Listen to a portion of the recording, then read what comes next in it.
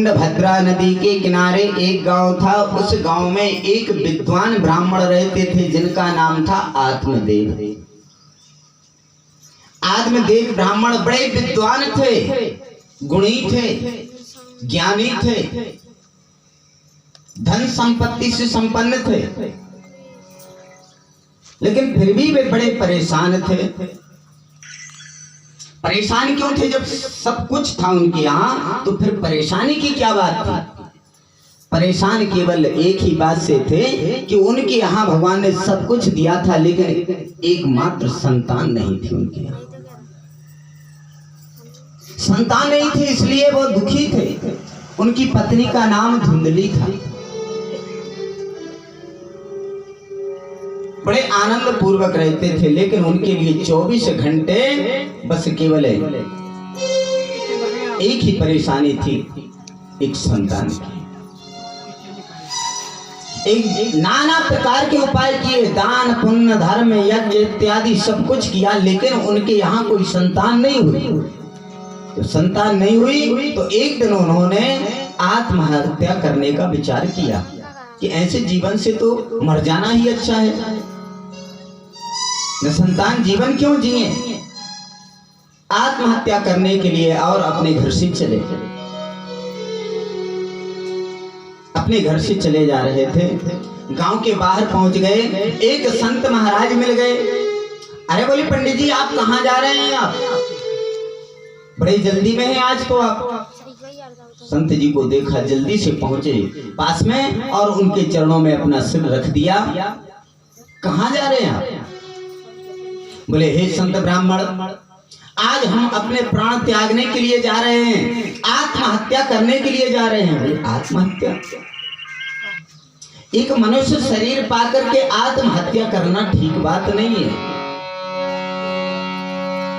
क्योंकि गोस्वामी जी ने भी कहा है क्या कि बड़े भाग्य मानो से तन पावा।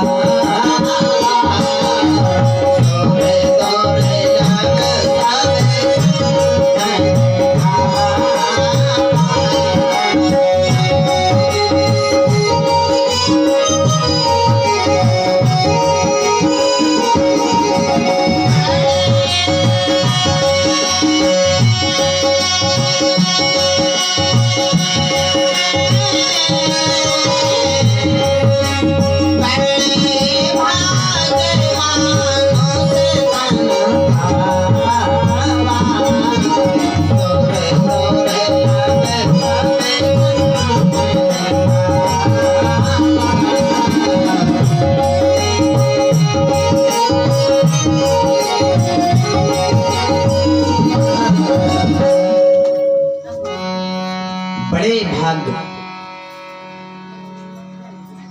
84 लाख योनियां हैं, और 84 लाख योनि भोगने के बाद में गौ की योनि आती है, गाय की योनि।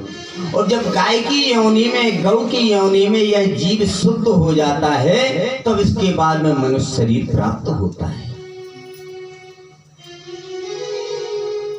अब इसी जीव के लिए उड़ने वाले पक्षी भी बनना है, इसी जीव के लिए चींटी भी बनना है, इसी जीव के लिए माछी भी बनना है, इसी जीव के लिए जल में रहने वाले जीव भी बनना है, इसी जीव के लिए पेड़ पौधा खरपतवार सब कुछ बनना है, इसी जीव के लिए।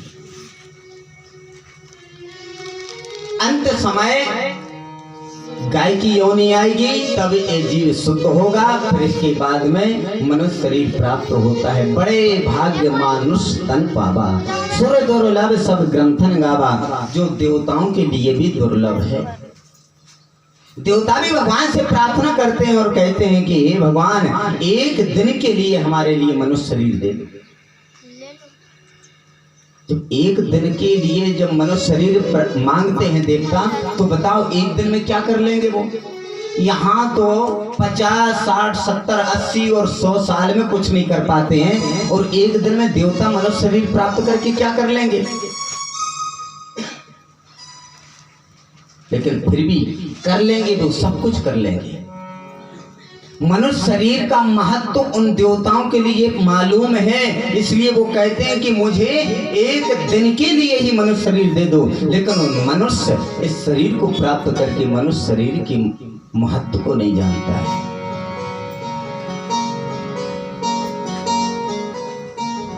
जो मनुष्य शरीर में प्राप्त हो जाता है वो देवता बन करके भी प्राप्त नहीं हो पाता है। क्या प्राप्त हो जाता है? कल कथा में श्रवण किया था आप लोगों ने कि भक्ति कितनी बड़ी है कि गंगा आदि नदियां भी आकर के भक्ति की सेवा कर रही थी। मनुष्य के पास में भक्ति है और देवता भक्ति से शून्य है। भगवान कहते हैं कि मनुष्य हमारी भक्ति करके, हमारा भक्त बन के हमारी शक्ति प्राप्त कर लेता है, लेकिन हम किसकी भक्ति करें, हम किसकी शक्ति को प्राप्त करें? भक्त तो भगवान की भक्ति करके भगवान की शक्ति और कृपा प्राप्त कर लेता है।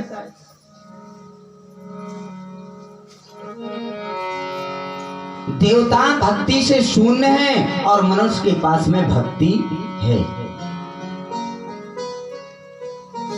संत ब्राह्मण आत्मदेव ब्राह्मण को समझा रहे हैं, बोले हे ब्राह्मण, आत्महत्या करना बड़ा पाप है और जो आत्महत्या करता है उसका तरण तारण कभी होता नहीं है। कोई फांसी लगा लेता है, कोई आगी लगा लेता है, कोई जहर खा लेता है,